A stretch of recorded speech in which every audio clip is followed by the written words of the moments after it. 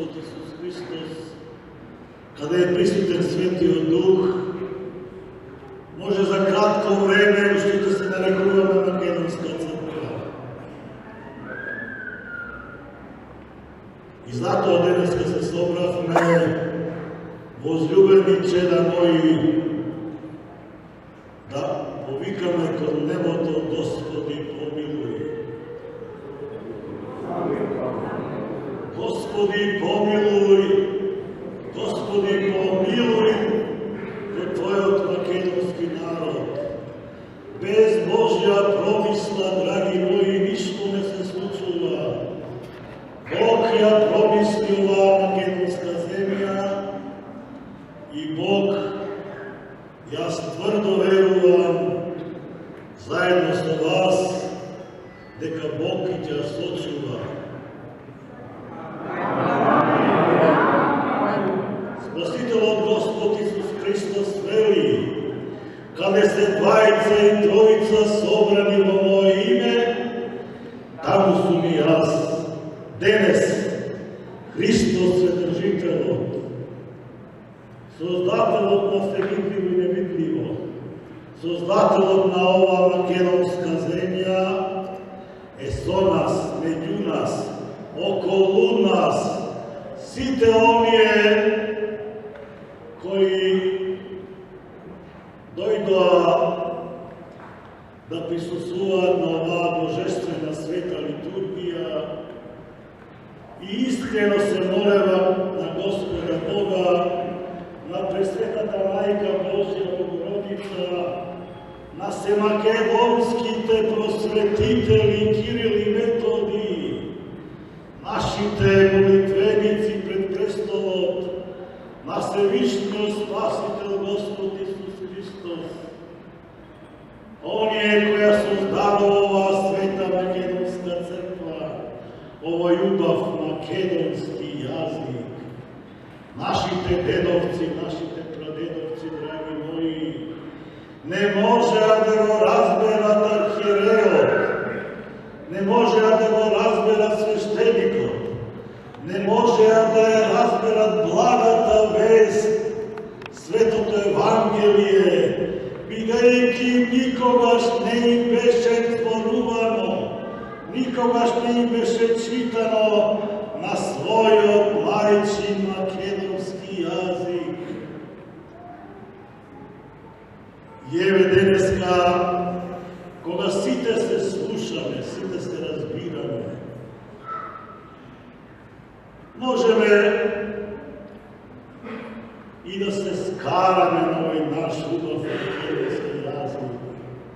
Молитвите да ги принесени благопожелните кон Господа на наш македонски јазик. Кога срцата ни беа исполнени со радост, кога 91-та година целиот македонски народ, внимавајте, велам, целиот македонски народ, без националностите што живеат, излегува да гласа за самостојна независна држава Македонија. И тоа го добивме. А денес е обратно. Дел од македонците кои се чувствуваат европејци и натовци и другите малцинства, нарочито албанското, громогласно, секаде во јавноста, на пишаните, на електронските медиуми, го повикува својот матичен народ да излезе и да гласа за промена на нашето свето македонско име. Сите ние овде што сме, не сме против Европа, не сме ни против НАТО. Секој семејство сака убаво да живее. Секој семејство сака да има повеќе пари во својот дом, да ги школува своите деца, да има убави патишта, убави болници. Сите сите да бидеме задоволни, што никогаш и никаде не е и нема да биде. Но да се смени името на еден народ кој светот апостол Павле го повика да дојде да го просвети, да го избави од идолопоклонството, од незнабожството, да го избави од темнината, од мрачнината, да го изпере од калта кој беше заглавен во онези. И тој апостол го слушна гласот македонски, го слушна плачот на македонецот и дојде во Македонија. Ја покрсти првата наша света македонка, македонката Лидија, со целото нејзино семејство. Она била многу богата жена, драги мои, во тоа време се занимавала со свила. Имала многу робови и сите покрај незе се покрстиле. И сите биле македонци кои живееле своите семејства. Она се грижела за нив, за нивните деца, за нивниот живот. И од тогаш почнува Голготата македонска. Не е сега, драги мои, Голготата македонска. Голготата македонска почнува многу одамна. Сите оние кои се околу нас сакаат и ова парче земја што остана и тоа да го поделат. Пред некој ден слушнавте германскиот министер за одбрана беше во Македонија и го убедува нашиот народ колку биле сретни кога се споиле двете Германии. И ние ќе бевме сретни денеска кога ќе ги споевме двете Македонии, Егејската, Пиринската и Албанската, трите со овој дел. Зар немаше да бидеме сретни? Зар немаше денеска место да коленичиме и да го молиме Господа да ни помогне, за да го сочуваме ова парче земја што остана? Ние денеска ќе му благодаревме, ќе му песнопоевме со нашите срца, затоа што го спои македонскиот човек, го спои македонското ткиво, го соедини македонскиот гердан кој е распрчан и повторно сакаат да го распрчат. Се сеќавам 2013 година имаше луѓе ентузијасти кои велева поминава 100 години од Букурешкиот мировен договор и сега ќе се отворат сите книги и ќе ни се врати се што е свето македонско. Но и тоа не видна. И тука не излагала, а изданители да се лажевме. Умовите ваши не лажева.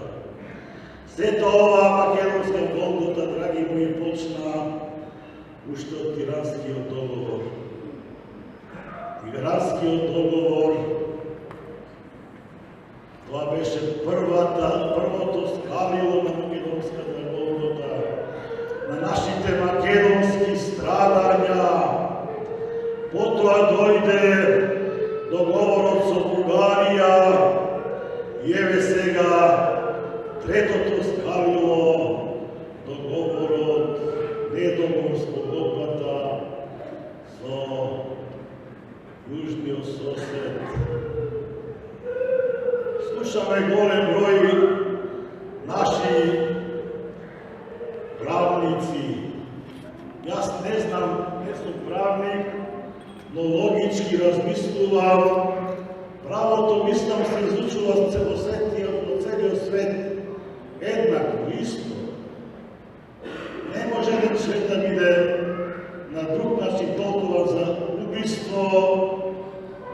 во Македонија, во Америка да биде на друг начин толкова. Во нашава држава испаднава и јадници, стотици правници, онија кои тежнеат кон Европа и кон НАТО и кои се блиски до партијата на премиерот, громогласно повикуваат целиот македонски народ да излезе да гласа за, бидејќи тоа е најдоброто нешто. На многу луѓе на кои им ракоплескавме во минатото и беа идоли за нас, денес ги излегуваат и го тераат народот да гласа за промена на нашето свето македонско име. Многу академици кои пишуваат книги за Александар Македонски и за Филип Македонски, сега велат пу, тоа што го напишавме не важи, не е вистина, бе лажевме. Каков срам, драги мои, за овие просветни работници кои целиот живот јадат од потта на народот, од маката на народот и се плашат да ги напушат фотелите и кога ќе дојде некој зло, место да му помогнат, да го кренат, да го окуражат, те уште толку го доточуваат.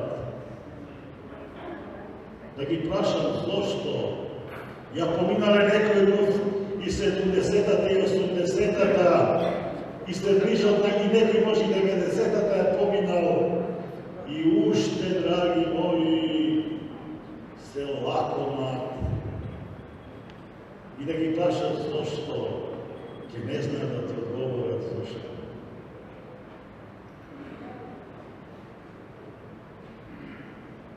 Многу нека го слушнат и председателот на Франција. Но после тоа една емисија гледав и вели французин од Гватемала. Па ние колку македонци имаме од Косово овдека? Колку државјанства се подпишала пред 16 и 20 години, над 150.000. Тука ги гледам некои постари парламентарци кои знаат што се случуваше тие години. Сега тие се многу повеќе. Зошто тие не се наречат македонци со албанско потокло, македонци од Косово, македонци од Албанија, македонци од Германија, македонци од Америка, како што викам, американец од македонско потекло, австралијанец од грчко потекло, српско потекло, хрватско потекло и така натака. Така што многу мисионери овие денови, море речи сцен месец, ни го матат умот, ни го трујат умот, не трујат самите нас, и не знаеме што да правиме и кој пат да го фатиме. Денеска го повикавме народот да дојде, но јас не му се лутам што не се отвора поканата. Им се лутам на оние што му забрануваат да дојде, што им гледа дека ќе ги избркаат од работа. Јас очувствувам со тие луѓе со нивната болка, драги мои. Сочувствувам со нивната болка затоа што ако ги избркаат од работа имаат дечиња, имаат семејства. И касаторот секој месец ќе звони на нивното звонче и ќе тропа на нивната порта. Тоа ще уште поголема болката. Но мора да има жртва, драги мои. Мора да се жртвуваме и да останеме без работа. Но мора, верувајте ми, мора да бидеме јаки. Мора држиме во сите овие голготи, сите овие страдања, сите овие искушенија. И за тоа ве повика да се помолиме. Ниневјаните за времето на Христа биле големи грешници. И Бог ги спасил, само што мала група се молела. Еве и ние помала група собрани, но молитвите произлегуваат од длабочината на нашето срце и одат во небесна Македонија, кај нашите дедовци, прадедовци, татковци, мајки, браќа, сестри, нашите свети, кои се пред престолот и го молат Господа Бога. И они тамо се молат заедно со нас, да го сочуваме ова парче македонска земја. Јас верувам во тоа, верувам и се надевам дека вие во недела на 30 вашите роднини, вашите пријатели, вашите комши и нашите непријатели ги повикуваме да бойкотираат, да не излезат. Нека седат дома. Нека ја пуштат маска и ниве и нива да им пее. Да ги слушат и убави македонски песни покрај радиото.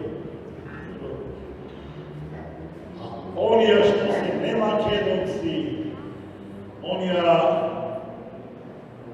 што не ја чувствуваат во срцето и во душата ова наша македонска земја и не чувствуваат со болката наша и страдањето наше, нека повелат, нека излезат, па ќе видиме каков страм, ако имаат страм, драги мои, ако имаат страм, како ќе се движат по улиците, нивните дечица, нивните внуците какви шамари, какви камшици ќе добиваат по своите грбови, од своите другарчиња, кога ќе разберат дека дедо си го сменил името од македонец, станал северно македонец.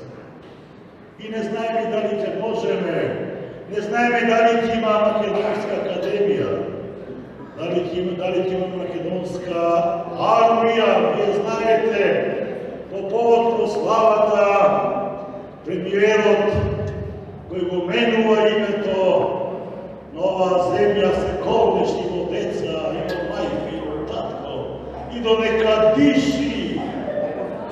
Нема да смени ништо. Се издиши одеднаш и не го се сменува сега. Но ќе помине и тоа, драги мои. Ние повозрастните многу поминавме режими. Тие што се повозрастни, мене и српскиот, и бугарскиот, и грчкиот, и комунистичкиот, го помина. Но сега, кое време ќе дојде, не знаеме, но знаеме дека сме цврсти, дека сме јаки и дека секоја болка, секој искушение ќе го пребродиме и со дигната глава повторно ќе ходиме по овие македонски улици. Денеска не слушаат гемиджиите, а многу малку гледам од нив овдека. Денеска не слуша Живов, малку си од нив. Джинов денеска не слуша, Кочо не слуша, драги мои. Но ги нема ни Кочо, ни Джинов, ни Живов, ни гемиджи. Но ќе дојде времето кога повторно герданот македонски ќе се врзе, македонски ноги, нашата македонска мајка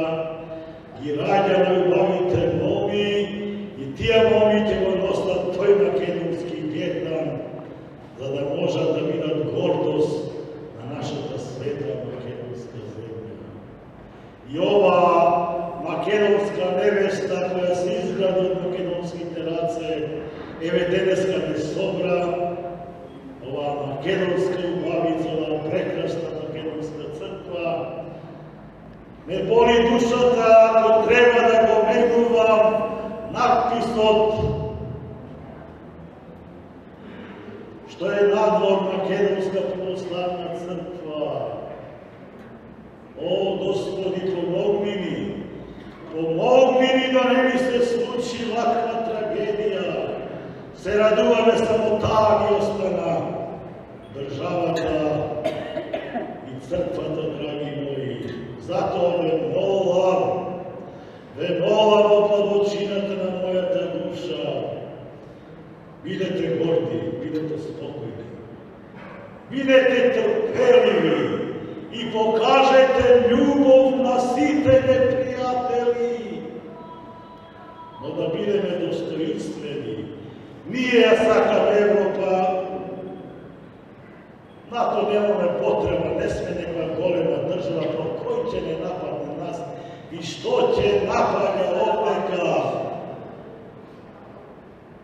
Но сакаме со дигната глава, гордо, како сите народи што влегаа во таа Европа, да влеземе и ние, македонците, а не да се палиме дека сме проговориле македонски некаде таму. На многу места се зборува македонскиот јазик. Имаше дедо почина на 97 години, 90 години. Дедо Ташко, го знаат, се решали. Како столб стоеше во Пантелеймон, до последното барење во црква, не сакаше да седне. Стоеше и продење во Белогорска Македонија, протеран од тамо. И знаете што ми вика дедо Владика, кога сакаат да ни го земат името, ќе ни го земат и јазикот, вика. Така беше кај нас. Клечева по прозорите грците да не слушаат дали зборуваме македонски или грчки. Ни ја земава државата, не изгонива. Еве и јазикот.